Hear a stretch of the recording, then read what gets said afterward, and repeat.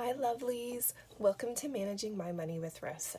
Today we are going to work out my spending plan for the second week of August. This is my husband's first paycheck of the month and our second for the month. If you're new here, welcome. Thank you so much for stopping by today. I really appreciate it. If you wouldn't mind, take a second, hit subscribe down below. If you are a returning subscriber, thank you so much for coming back and spending a little bit more of your time with me. I appreciate it so much. And everybody, please take a second and hit that thumbs up button. Really appreciate it. So if you are new here, I have not bought into a program. Instead, I am a composition girl. I've always been a composition girl.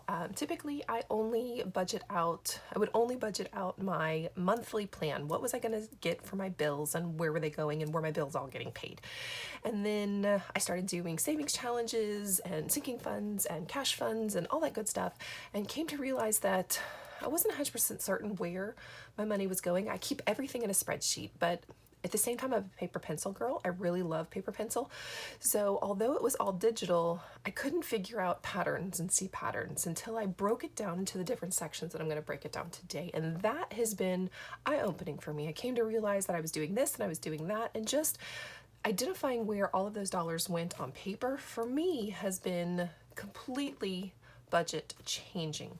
I also changed from a budget to a spending plan because, well, spending sounds more fun. I don't like a budget, but I love to spend. So this makes me feel like I'm spending my paycheck. So I always start with my income. This is my husband's check. So his first. Now, although this is week 2, I've done it a variety of ways where we go mine, his, and I've decided I don't like that. I like to look at what's going on with my 2 checks, and then I like to look at what's going on with his 2 checks, so that's why they are separated like this. So this is week 1, this will be week 3 when I get paid, and his week 2, and then week 4 when he gets paid again. So I like to see it this way. I tried the in order, didn't work for me. So his check this month, or this week, was $883 and some change. It was like 04 or something like that. Now I have to tell you, he recently got a raise. We've been experiencing $1,000 checks, a little bit more, a little bit less, somewhere around that $1,000. I would love to hear in the comments below if you have ever thought you were going to get a check a lot higher than you did, and then it came in lower, because when that number came across my phone, because I get alerts on my phone when deposits get made into the account, I about fell out because I was not expecting that. I was budgeted and was ready to spend a whole lot more than this. Yeah, I would love to know if anybody else has done that, because I'm feeling a little deflated right now because I expected to be able to work with more. So we'll make do, because that's what budgeters do. We don't put here, don't put there. We restuff here, we put it there, we rearrange, and it just is what it is. But it's depressing. All right, so let's get on. So we have $883 to spend. Sorry, that's the depressed sound because I really expected more. All right, so my husband takes care of all of our cash funds. I put nothing into cash funds for my check. My check pays like 95% of the bills. His pays 1 of the bills that we have. Everything else goes into cash funds, savings challenges, and sinking funds. It's all taken care of out of his check, which is why I was bummed, because now I don't get to put some in places I wanted to put some. But anyways, all right, so the first we're going to start with is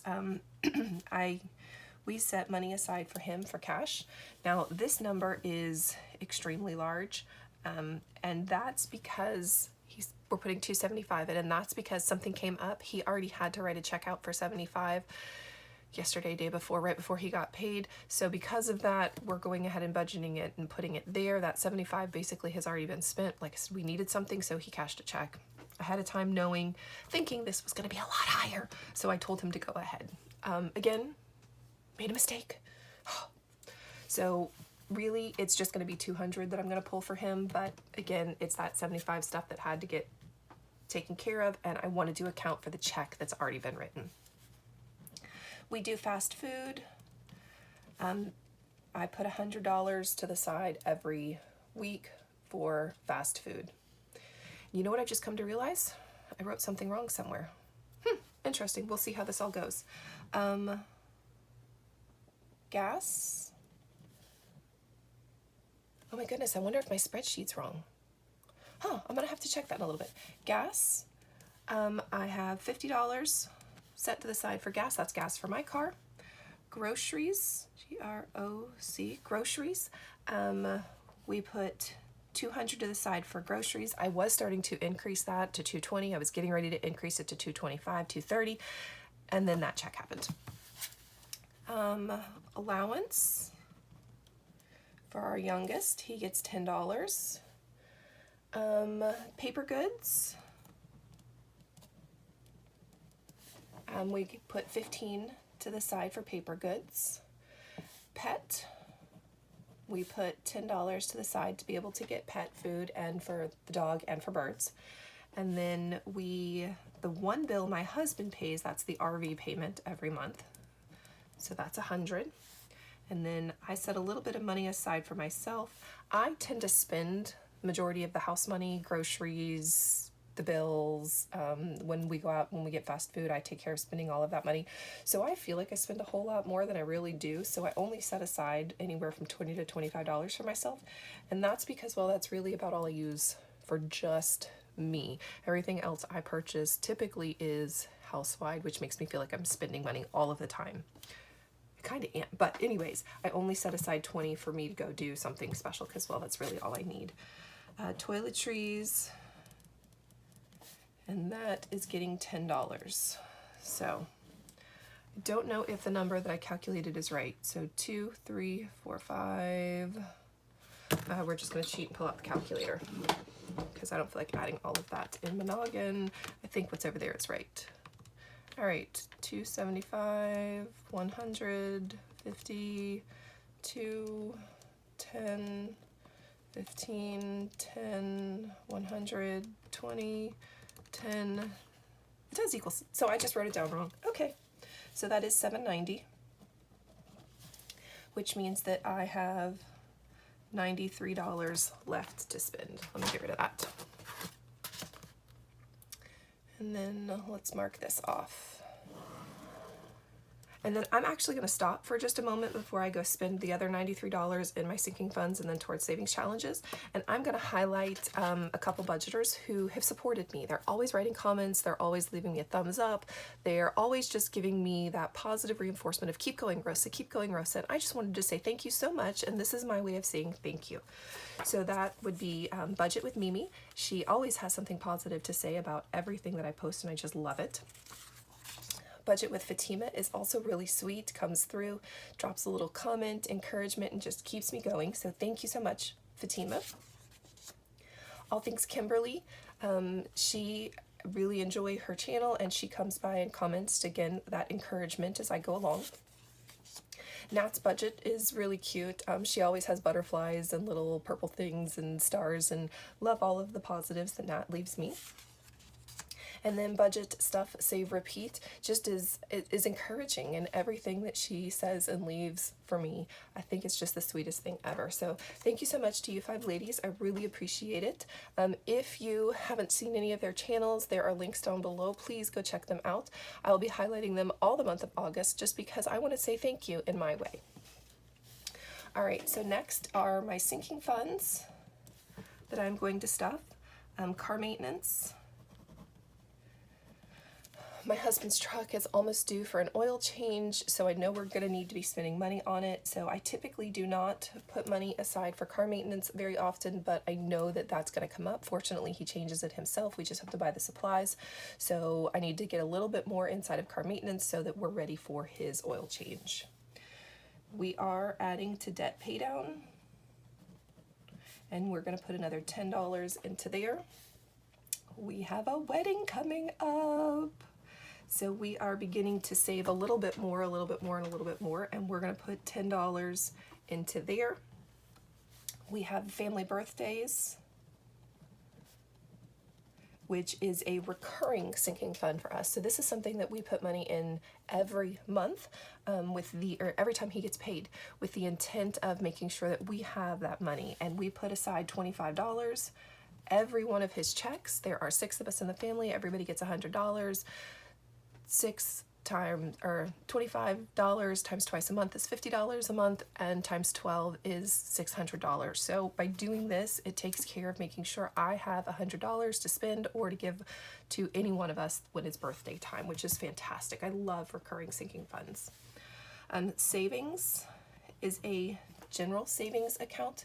It is where we can pull money out of it. It is the spendable savings, I guess you could call it. For example, my husband just went to the dentist the other day, cost us $80 to go, and that came out of that savings because I didn't have it inside of my sinking fund medical envelope, and that's okay because we had it somewhere. Tag renewal is another one that is recurring every month. We put about $15 in there, sometimes $20, just depends. This time we are putting 5 of that 15 in. And then a little at a time grows is really where I'm going with this. So the 25th anniversary is coming up for my husband and I next year. We'd like to go out to dinner, maybe do something a little extra special, and just trying to save a little bit of money here and there for that. And then I have a 1 month ahead that is no longer a savings challenge because guess what? I fully funded it. Yay! There should be a video coming for that very soon. 1 month ahead. And I am going to continue, although it's not a savings challenge anymore, I am going to continue to put money aside because the goal is to truly get 1 month ahead, and we are not there. What I already had in that envelope plus what I saved with the savings challenge, we are not where I'd like to be eventually. I would like that to be roughly $15,000. We are nowhere close to that, so I will continue to put a little bit money every month inside of it. So we're gonna stuff over $5 more for that. And then I have an emergency fund, which is also going to get $5. And I haven't decided yet if this is my savings challenge or if this is I have a spendable right now emergency fund, and I haven't decided which one it's going to go into, but it definitely is going to go into emergency. I might even split it, some into savings and some into the spend right now. I just don't know yet, but when I get the cash, I'll figure that one out. All right, so that's all of my sinking funds that are getting stuffed, which leaves me with $85 that has been spent. And we officially have $8 left in that bank account. Oh, yay. Don't know that it's going to get rolled over because, yeah, we're probably going to end up spending that on something, but we will see. You never know. So goal is to have that $8 left at the end of 2 weeks when my husband gets paid again so that we can roll it into something else. No savings challenges are getting stuffed this week because I overestimated what this was going to come in at, and then we had something that came up and a check had to get written, so so sad, so sad, so sad. At any rate, that's okay. Sometimes that's what it is, and sometimes my budget comes in not where I want it to be, but where it is. If you have any questions, please feel free to put them down below in the chat. I would really love a thumbs up if you are enjoying my videos, and I hope you have a great day. Bye, guys. Oh, I forgot one thing. Don't forget to go and support all of these lovely ladies. Now, I hope you have a great day. Bye, guys.